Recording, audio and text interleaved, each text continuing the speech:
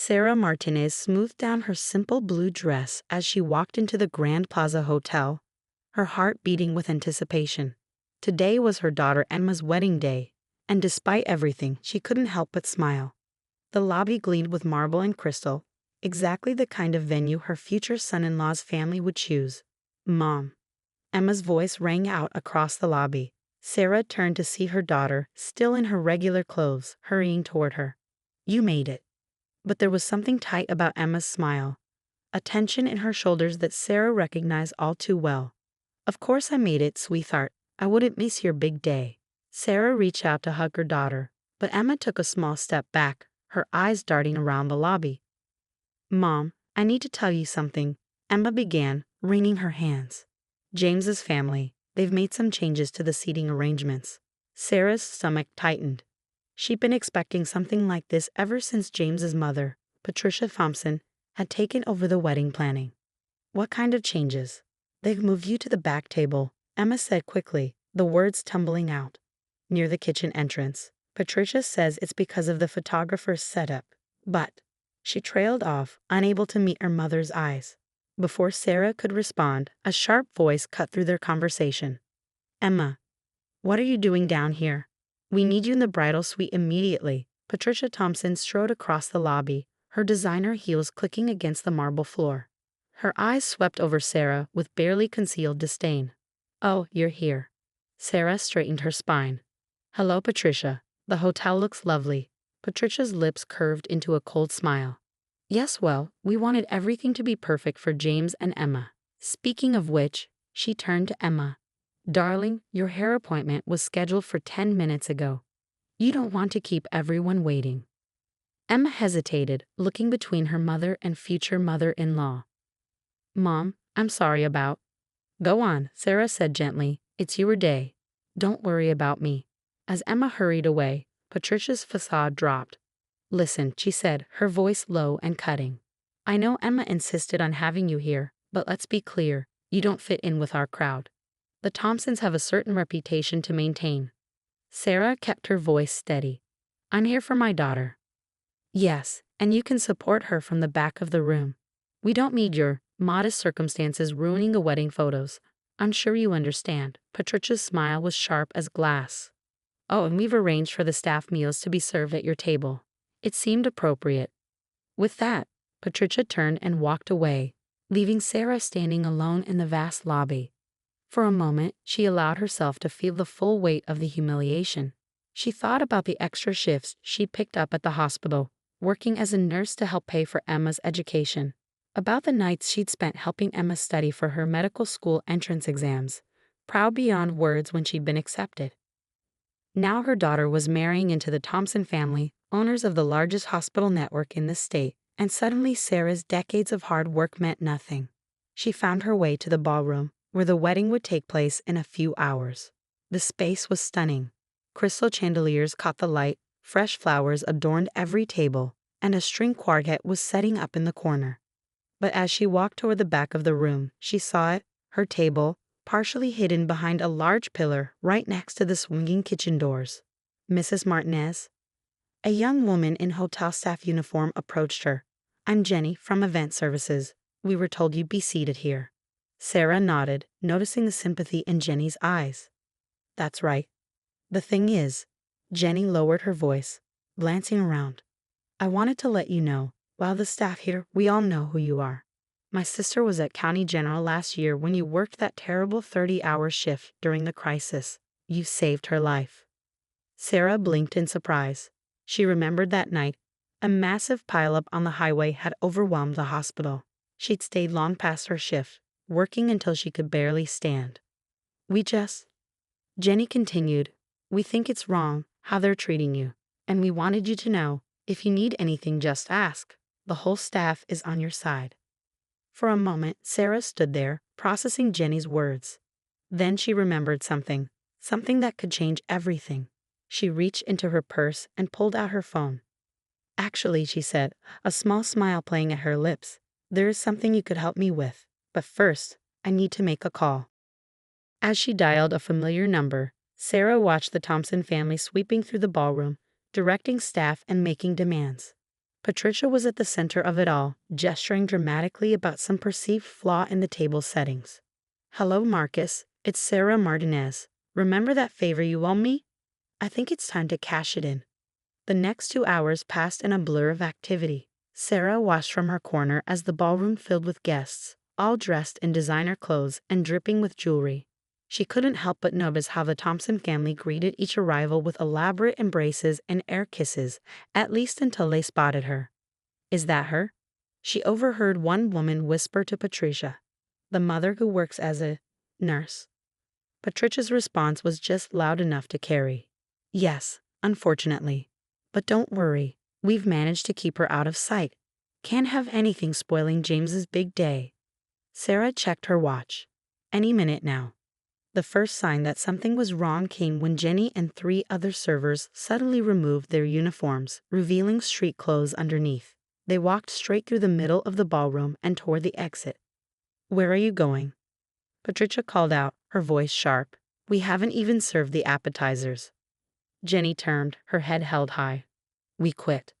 Before Patricia could respond, more staff members began following suit. The bartenders packed up their tools. The valet parking attendants walked off their posts. Even the wedding coordinator closed her laptop and headed for the door. "What is the meaning of this?" Patricia's face had turned an interesting shade of red. "You can't just leave. We have a contract." "Actually," a deep voice said from the doorway, "they can." Marcus Chen, CEO of the hotel chain, walked into the ballroom. His presence commanded immediate attention, and Sarah had to suppress a smile as she watched Patricia's expression shift from anger to confusion to desperate charm. "Mr. Chen." Patricia hurried forward. "There must be some mistake. We booked this venue months ago, and now your staff is following my direct orders," Marcus finished for her. He turned to address the crowded room. "Ladies and gentlemen, I apologize, but the Grand Plaza will not be able to host this event today. All staff have been instructed to cease operations immediately." The ballroom erupted in chaos. Guests began murmuring. James's father was shouting about lawyers, and Emma, poor Emma, looked like she might faint. "Mom," Emma made her way through the crowd to Sarah's side. "What's happening?" Before Sarah could answer, Marcus spotted her and smiled warmly. "Sarah, there you are." Patricia's head whipped around so fast Sarah worried she might hurt herself. You know each other." "Know each other?" Marcus laughed. "Sarah Martinez saved my daughter's life last year. Spotted a rare condition that every other doctor had missed. Stayed with her through the night, monitoring her personally." He turned to Sarah. "I told you then. Anything you need, anytime. I meant it." The pieces were starting to fall into place for the guests. Sarah could see the dawning horror on Patricia's face as she realized her mistake. "But more than that," Marcus continued, his voice carrying across the now silent room, "Sarah Martinez sits on the board of directors for our hospital group's charitable foundation. She's been instrumental in directing millions in funding to underprivileged communities. When she called to tell me how she was being treated at her own daughter's wedding." He shook his head. "Well, let's just say the Grand Plaza doesn't associate with that kind of behavior." Emma stared at her mother, tears in her eyes. "Mom, I had no idea. Why didn't you ever say anything?" Sarah squeezed her daughter's hand. "Because I wanted you to make your own way, sweetheart. I never wanted my connections to influence your choices." She paused, looking around the room. "But I also won't let anyone treat us like we're beneath them." "This is ridiculous." Patricia's voice was shrill. "You can't just shut down our wedding. Do you know how much we spent?" "Oh, I'm not shutting it down," Sarah said calmly. She nodded to Marcus, who gestured to the staff waiting by the doors.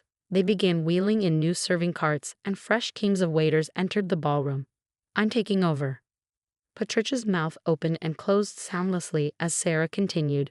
"The wedding will proceed, if Emma and James still want it to, but under new management and new seating arrangements." James, who had been watching everything unfold in stunned silence, finally stepped forward. "Mrs. Martinez, I'm so sorry. I had no idea my parents were treating you this way." He turned to Emma. "And I'm sorry I didn't stand up for you and your mom sooner." Emma looked between her fiancé and her mother, tears streaming down her face. "Mom, I'm sorry too. I should have said something." "No more apologies," Sarah said firmly. This is still your day. Let's make it a good one. She turned to the gathered guests. Everyone who'd like to stay and celebrate Emma and James's wedding is welcome, as long as they understand that in this room, everyone is equal. Everyone is family. The transformation that followed was remarkable. The Thompson family, thoroughly humbled, retreated to quiet corners. The other guests, free from the atmosphere of judgment and pretense, began to relax. And Emma was glowing with pride as she looked at her mother. As the ceremony began, slightly delayed but more genuine than it would have been, Sarah took her seat in the front row. Jenny, who had changed back into her uniform along with the other staff, caught her eye and winked. Sarah smiled, thinking about how different this day had turned out from what she'd expected. Sometimes the best revenge wasn't about getting even. It was about standing up and showing your true worth. But there was still one more surprise in store for everyone. As the reception began, Sarah watched the transformed atmosphere with quiet satisfaction. The string quartet played softly in the background while guests mingled freely, the former social hierarchies forgotten in the wake of the afternoon's revelations. Patricia Thompson sat at a table near the kitchen doors, the very one she'd assigned to Sarah, looking thoroughly deflated. Her husband Richard kept checking his phone, no doubt trying to assess the social damage of the day's events. Sarah almost felt sorry for them. Almost. Mrs. Martinez? James approached her table, looking nervous but determined. Could we talk privately for a moment? Sarah nodded, following her new son-in-law to a quiet corner of the ballroom. James took a deep breath before speaking. I want you to know, he began, that I've made some decisions. I'm stepping away from my family's hospital administration position. Sarah's eyebrows rose in surprise. James, that's not necessary. It is, he insisted. I've been thinking about this for a while, actually. I went into healthcare administration because it was expected, but he straightened his shoulders. I want to go to medical school, like Emma. I want to help people directly, the way you do. A warm smile spread across Sarah's face. Emma never told me that. I never told her, James admitted. I was afraid of disappointing my parents, but after seeing you today, how you handled everything with such grace and strength, I realized I've been living my life trying to please the wrong people. Before Sarah could respond, Marcus Chen appeared at her elbow. Sarah, there's someone here who'd like to speak with you. He gestured toward the ballroom entrance, where an elegant older woman stood waiting. Sarah's heart skipped a beat as she recognized Dr. Catherine Reynolds, the current health commissioner for the state. Sarah Martinez, Dr. Reynolds said warmly, approaching their group. I'm so glad I could make it, even if I am fashionably late. Patricia and Richard Thompson, who had been watching from their table, practically tripped over themselves rushing over. Commissioner Reynolds, Patricia gushed. What an unexpected honor. Save it, Patricia. The commissioner cut her off coolly. I'm here to speak with Sarah. She turned back to Sarah with a smile. The board meeting is next week, and I wanted to discuss this in person. We've reviewed your proposal for the new Community Health Initiative, and we're not just approving it, we're doubling the funding. The Thompsons' jaws dropped in perfect synchronization. But more than that, Dr. Reynolds continued, I'm retiring next year, and the governor has been asking for recommendations for my replacement. She gave Sarah a meaningful look. I'd like to put your name forward, if you're interested. The ballroom had gone quiet again, everyone straining to hear the conversation. Sarah felt Emma's hand slip into hers. She hadn't even noticed her daughter approaching. Mom, Emma whispered, you never told me about any of this. Sarah squeezed her daughter's hand. I've always believed that our work should speak for itself. All those nights I was just working extra shifts. I was also building relationships, creating programs, finding ways to help more people. I never needed the recognition. I just wanted to make a difference. And that, Dr. Reynolds said firmly, is exactly why you're perfect for the position. Patricia Thompson looked like she might faint. But she's just a nurse. Just a nurse? Dr. Reynolds raised an eyebrow. Mrs. Thompson, just a nurse. Sarah Martinez has done more for healthcare in this state than your entire family's hospital network. While you were planning galas and worrying about social status, she was actually saving lives and changing the system from within. James stepped forward.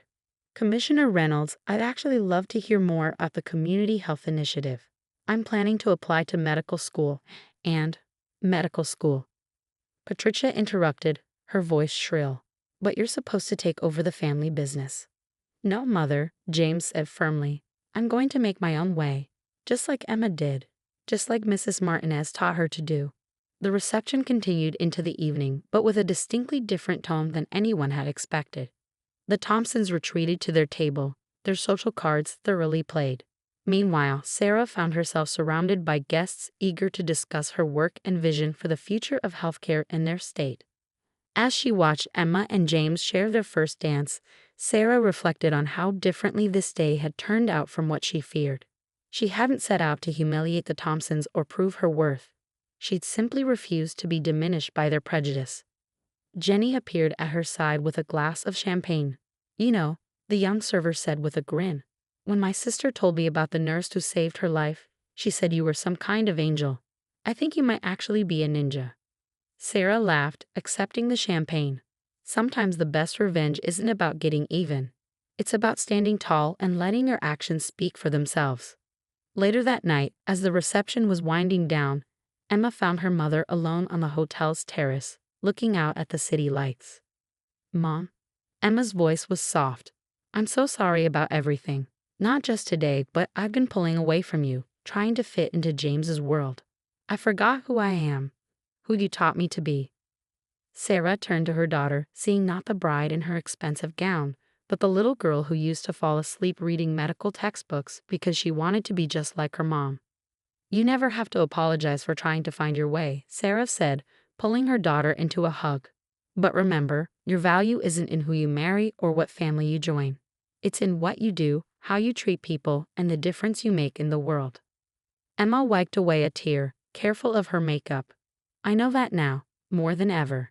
She paused, then added with a small smile, Health Commissioner Martinez. Sarah laughed. Let's not get ahead of ourselves. Why not? After today, I'd say anything is possible. As they stood there, mother and daughter looking out at the city together, Sarah felt a deep sense of peace. The Thompsons had tried to put her in her place, not realizing that she had built her own place, one of respect, dignity, and real accomplishment. The next morning, Sarah's phone buzzed with a text from Marcus.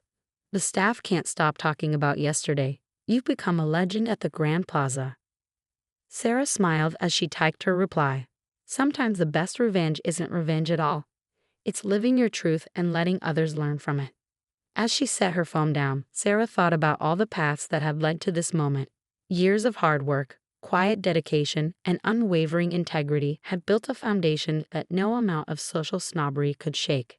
The Thompsons had seen her as just a nurse, not realizing that every life she touched, every program she built, and every relationship she forged had created a legacy far more valuable than their superficial status. In the end, she hadn't needed to destroy them. She'd simply needed to stand in her own light and let the truth illuminate everything else. And as she prepared for another day at the hospital, commissioner's nomination or not, she still had patients who needed her. Sarah Martinez smiled, knowing that sometimes the greatest victory isn't in proving others wrong, but in proving yourself right.